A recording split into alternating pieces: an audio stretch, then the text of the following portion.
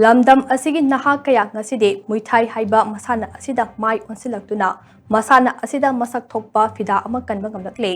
Thailand dagi haudorakhiba Thai martial art ase full contact combat sport ama oina ngasidi malemgi miyamna pamnaba masana ama oirakle masana asigi apex body ama oiriba International Federation of Muay Thai Association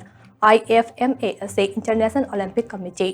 IOC na masak khangba oire Masimakna masana ase kumja lisingani kunmari ge Paris Olympic Games ta high profile exhibition amade side event oina feature tawang amkhibane kumja lisingani kunnipan pangthokadoriba Los Angeles Olympic Games asida Muay Thai haiba masana ase yaunaba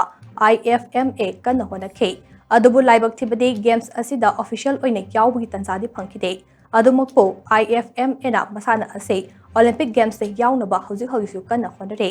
Malimgi miyamna yamna pamnarakliba masana asida ngasidi lamdam asigi Shannaroi kayana khongdarakbaga loinana tongan competition kayada masak thokpa mana mathum kaya phangba yawrakle handaktasu Uttarakhand ge Halwani da tha asigi amadagi mari fawba pangthokhiba taret suba Umay National Youth Muay Thai Championship lisingani kuntarukta Manipur dagi Shannaroi kuntra saruk yabada gold medal taragahumdoi silver medal taruk amade bronze medal nipan puna medal kuntaret phangduna Manipur gi mai propangam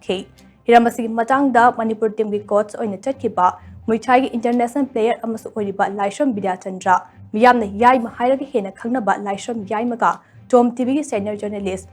George Basaspati mayum amasung video journalist Laishram imungoga akhanana unaba amada mangna hai Muay Thai haiba masada ase lamdam asigi yamna chanaba masana amane mamangaidagi aikhogi ipa ipusingna thambiramba sarik sarage lawsing asina masana asi sanabada achawba ngaklo ama oidei Masana asing ngasidi National Games ke masana amasu oidei mathang chahida Meghalaya da pangthokadoriba National Games ta Muay Thai masana asi yaure malem gi thak ta pangthokpa tongan ba competition kaya amasu leire hojik su Manipur ge Shannaroi kaya ama international level gi competition kaya da saruk yaduna medal lawrakpa yaure mapung oina yengbada masana ase lamdam asigi oina tumgi asai yamna leiba masana amani haina mahangna phongdokhe India amadi Manipur oiriba masana asigi phibamgi matangda palladuna mahangna makhatana hai malemgi atoppa leibak singda oiriba phibamga yengnabada Muay Thai masana ge infrastructure ase Manipur gi oinadi awatpa ngaktane sanabada sizinariba matik chaba kit sing mapung fan leitre lamdam asigi Shannaroi sing ase ayambana lairaba oibana competition ama chatnaba honabada Shannaroi singda achawba polum ama oire Shannaroi singna thengnariba awaba sing asi ubiraga sana khotnaba saugatningba miyoi kaya thoraktuna Shannaroi sing ase sponsor tawbagi tangai fadaba chawna lei haina magna makha takhe Manipur da leba facility je khoje yamna ni me mi lam ngi na rodi hadi ni lam ha di international gi wana treba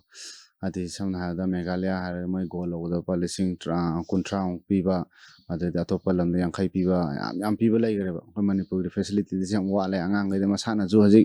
Manipur da sana jing jana na pasena pasa am pa ba imung mun ta na tam na ko ari masana thawai yauna sana jaba du oibani na mama pa jin ju chala loi ge ju ngam da mama pa jin ju paisa je pur ga chalan bu la tawba sana ba ju hadi ma khot ju sangak ta bu hadi smaina ma pa smaina tawri ni kholi ni ga ha bu mo ju wa khan wa ta du lai aduna si je hadi mari leina ba jing na hadi mari leina ba jin na tara ju sport bu sana bu thawai bi be myam jin ko sponsor kha ga pi bi ra ko angam ba mateng pam be ga hana chatting ma da ji social media gi matam ni na khoi na sana je si chatori khotori ha je thagat pu ju thagat lin ni ko social media pa matam ni na sponsor gumba ha tobi ni tawbani hai mohan Mahakna Muay Thai da khongdarakhiba amade masana asida thamliba miyengi matangda palladuna mahana makhatana hai mahak kumja lising ani manga lising ani taruk adwaidagi masana asi sanaba hawrakhibane hawjik fawbada mahakna national gi thakta gold medal taraga taruk loba ngamlakre loinana tongan ba international tournament kaya da su saruk yarure professional fight da su international tournament khara da saruk yarure Thailand gi Phuket da pangthokhiba patong fight night da mahakna bel lawrakpa ngamlakre Mathang chahida Meghalaya da pangthokadoriba National Games da su gold medal launabagi asa thamde loinana chahi asigi November tha da pangthokadoriba Indoor Asian Martial Art da saruk yaduna medal lawraknaba kanna honare mahaki oina MMA da changbagi wakhalon leite adupo Muay Thai masana da one championship haina khangnariba malemgi maming leiraba championship asida professional fighter ama oina saruk yage haina khale ꯍꯧꯖꯤꯛꯃꯛꯀꯤ ꯑꯣꯏꯅ ꯃꯍꯥꯛ ꯁꯥꯟꯅꯔꯣꯏ ꯑꯃ ꯑꯣꯏꯕꯒ ꯂꯣꯏꯅꯅ ꯇꯣꯉꯥꯟ-ꯇꯣꯉꯥꯟꯕ ꯃꯨꯏ ꯊꯥꯏꯒꯤ ꯁ꯭ꯀꯨꯜꯁꯤꯡꯗ trainer ꯑꯣꯏꯅ ꯂꯩꯗꯨꯅ ꯍꯧꯔꯛꯂꯤꯕ ꯁꯥꯟꯅꯔꯣꯏꯁꯤꯡ ꯂꯝꯖꯤꯡ-ꯂꯝꯇꯥꯛꯂꯤ ꯍꯥꯏꯅ ꯃꯍꯥꯛꯅ ꯃꯈꯥ ꯇꯥꯈꯤ꯫ ꯍꯥꯏꯗꯤ ꯍꯧꯖꯤꯛ ꯍꯧꯒꯠꯂꯛꯏꯕ ꯑꯉꯥꯡꯁꯤꯡꯁꯤꯗꯀꯣ ꯍꯥꯏꯗꯤ ꯃꯨꯏ ꯊꯥꯏꯕꯨ ꯄꯥꯝꯖꯔꯤꯕ ꯁꯥꯟꯅꯕꯕꯨ ꯄꯥꯝꯖꯔꯤꯕ ꯄꯨꯝꯅꯃꯛꯁꯤꯗꯀꯣ ꯑꯩꯅ ꯆꯠꯀꯗꯕ ꯂꯥꯏꯟꯁꯦ ꯁꯥꯟꯅꯕ ꯍꯥꯏꯔꯒ ꯑꯩꯅ ꯆꯠꯀꯗꯕ ꯂꯥꯏꯟꯁꯤꯗ ꯌꯧꯅꯕ ꯆꯠꯍꯟꯅꯤꯡꯉꯦ ꯃꯔꯛꯇ ꯂꯦꯞꯈꯤꯕ ꯅꯠꯇꯕ ꯑꯋꯥꯕ ꯃꯌꯥꯝ ꯊꯦꯡꯅꯔꯛꯀꯅꯤ ꯑꯩꯈꯣꯏꯁꯨ 2005-6ꯗ ꯁꯥꯟꯅꯔꯤꯁꯦ ꯑꯩꯈꯣꯏꯅ ꯁꯥꯟꯅꯔꯤꯁꯦ ꯅꯦꯁꯅꯦꯜ ꯒꯦꯝ ꯆꯠꯂꯛꯄ ꯅꯠꯇꯦ ꯑꯣꯂꯦꯝꯄꯤꯛ ꯆꯠꯂꯛꯄ ꯅꯠꯇꯦ ꯋꯥꯅ ꯁꯥꯟꯅꯔꯦꯕ ꯏꯁꯥꯅ ꯄꯩꯁꯥ ꯄꯨꯊꯣꯛꯆꯔꯨꯔꯒ ꯆꯠꯂꯨꯔꯒ ꯍꯟꯖꯟꯕꯤꯗꯕ ꯈꯣꯠꯄꯤꯗꯕ ꯃꯌꯥꯝ ꯇꯧꯕꯅꯤꯅ ꯁꯨꯝ ꯑꯋꯥꯕ ꯃꯌꯥꯝ ꯊꯦꯡꯅꯔꯦ ꯁꯨꯝꯕ ꯑꯋꯥꯕ ꯃꯌꯥꯝꯁꯦ ꯃꯥꯌꯣꯛꯅꯔꯒꯀꯣ ꯅꯪꯅ ꯆꯠꯀꯗꯕ ꯂꯥꯏꯟꯁꯤꯗ ꯑꯩ ꯑꯣꯂꯦꯝꯄꯤꯌꯥꯟ ꯑꯃ ꯑꯣꯏꯗꯕ ꯌꯥꯗꯦ ꯍꯥꯏꯕ ꯋꯥꯈꯟꯗꯅꯦ ꯑꯉꯥꯡꯁꯤꯡꯁꯤꯗ ꯆꯠꯍꯟꯅꯤꯡꯉꯦ ꯍꯥꯏꯗꯤ ꯍꯥꯟꯅꯗꯤ ꯄꯦꯟꯗꯤꯡ ꯍꯥꯏꯗꯤ ꯑꯩꯈꯣꯏ ꯀꯤꯠꯁ ꯃꯌꯥꯝꯁꯦ ꯀꯩꯁꯨ ꯂꯩꯕ ꯑꯣꯏꯔꯝꯗꯦꯕ ꯑꯩꯈꯣꯏ ꯂꯝꯄꯥꯛꯇꯒ ꯁꯥꯟꯅꯔꯗꯅ ꯈꯣꯠꯇꯅ ꯇꯧꯔꯝꯃꯦ ꯑꯩꯈꯣꯏ ꯑꯣꯖꯥꯅ ꯇꯧꯗꯅ ꯆꯦꯛ ꯃꯊꯛꯇꯒ ꯍꯧꯖꯤꯛꯇꯤ ꯃꯣꯏꯒꯤꯗꯃꯛꯇ ꯃꯦꯠ ꯃꯌꯥꯝ ꯊꯥꯔꯦ ꯑꯩꯈꯣꯏꯅ ꯁꯥꯟꯅꯕ ꯄ꯭ꯂꯦꯠꯐꯣꯝꯁꯦ ꯐꯖꯅ ꯄꯨꯈꯠꯂꯛꯑꯦꯀꯣ ꯑꯗꯨꯅ ꯇꯨꯡꯗ ꯍꯧꯒꯠꯂꯛꯏꯕ ꯑꯉꯥꯡꯁꯤꯡꯁꯦ ꯏꯁꯥꯅ ꯁꯥꯟꯅꯕꯗ ꯂꯥꯏꯟꯗ ꯀꯦꯔꯤꯌꯔ ꯁꯦꯝꯖꯒꯦ ꯍꯥꯏꯕ ꯀꯥꯡꯕꯨꯁꯤꯡꯁꯦ ꯈꯨꯗꯣꯡꯆꯥꯕ ꯌꯥꯝ ꯂꯩꯔꯦ ꯃꯨꯏ ꯊꯥꯏꯕꯨ ꯄꯥꯝꯖꯔꯤꯕ ꯑꯃꯗꯤ ꯁꯥꯟꯅꯕꯕꯨ ꯄꯥꯝꯖꯔꯤꯕ ꯄꯨꯝꯅꯃꯛꯄꯨ ꯆꯠꯅꯤꯡꯉꯤꯕ ꯄꯟꯊꯨꯡꯐꯝꯗ ꯆꯠꯄꯤꯌꯨ ꯍꯥꯏꯅ ꯋꯥꯈꯜꯂꯣꯟꯁꯦ ꯊꯝꯅꯤꯡꯉꯤ꯫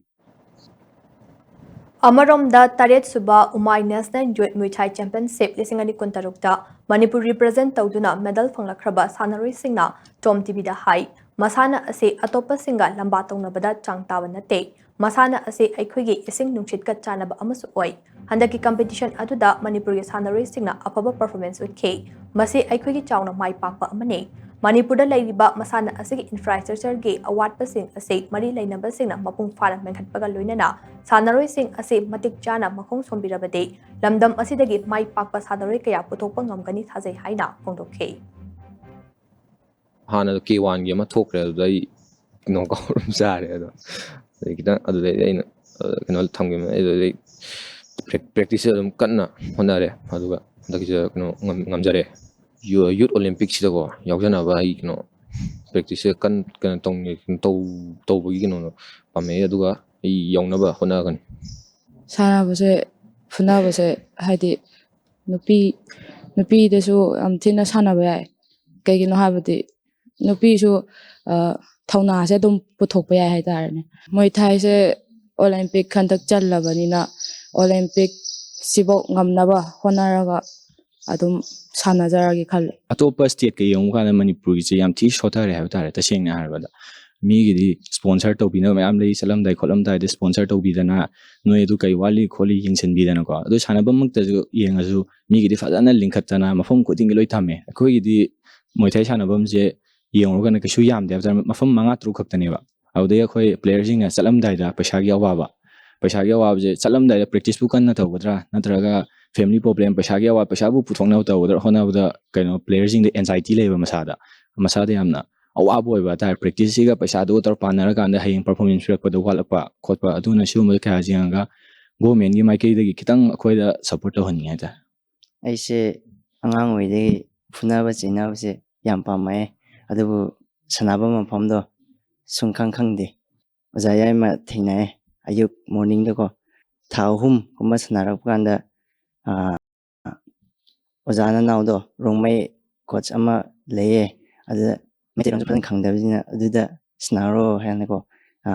ꯏꯌꯥꯝꯕ ꯑꯃꯅ ꯍꯥꯏꯕꯤꯔꯛꯄ ꯑꯗꯨꯗ ꯑꯩ ꯅ꯭ꯌꯨ ꯆꯦꯛꯀꯣꯟꯗꯀꯣ ꯑꯗꯨꯝ ꯁꯥꯟꯅꯕ ꯍꯧꯔꯦ꯫